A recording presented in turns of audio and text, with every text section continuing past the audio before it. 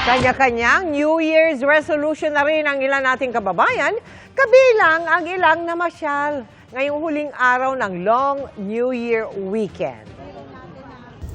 Kahit sino siguro ang tanungin, laging sasabihing bitin ang bakasyon. Bitin na bitin. Bakit ka naman bitin na?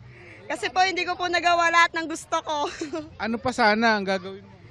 Gagala-gala. Bitin na bitin sa quality time, lalo na sa mga pamilyang bihira magkasama-sama. Bitin na bitin. Bakit ano ba ang gustong gawin sana? Gusto ko sanang gumala kahit saan eh. Kasama ko anak ko. Ngayon na lang kami ulit nagsama.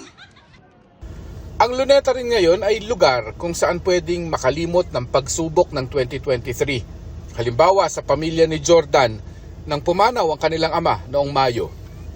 Pag nangyayari yung ganitong sama-sama, yung problema po sa buhay namin, nakakalimutan po namin panandalian. Isa yun. Pangalawa, natututo rin yung mga bata habang lumalaki ng pagmamahalan sa isa't isa. Tuwing magsasara ng taon at magbubukas ng susunod, sa Luneta na rin pinag-iisipan ng iba ang kanilang magiging New Year's resolution. At karamihan sa kanila ay nakafocus sa pera, ang goals. Detalyado ba kayo kung magplano magkano titipirin nyo kada buwan? Hindi man po, wala pong presyo. Basta po, meron po may tabi kahit paano po kada sahod. Wala pong presyo, hindi natin masabing presyo kasi nagbabago po yung mga bilihin, yung presyo ng mga bilihin po eh. Sa tuwing itatabi yung pera, nagagamit din agad-agad. Ngayon ano naman ang New Year's resolution?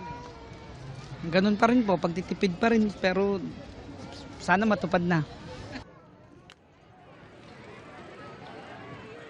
Ang realization ng marami ay okay lang naman at talagang napaplano naman ang buhay, di ba? Pero kung hindi matupad yung plano mo, okay lang daw. Ang mahalaga, nandiyan ka pa rin para magplano ulit. Mula rito sa Luneta, sa Maynila, para sa GMA Integrated News, Mark Salazar, nakatutok 24 oras. Happy New Year! Maraming salamat sa iyo, Mark Salazar.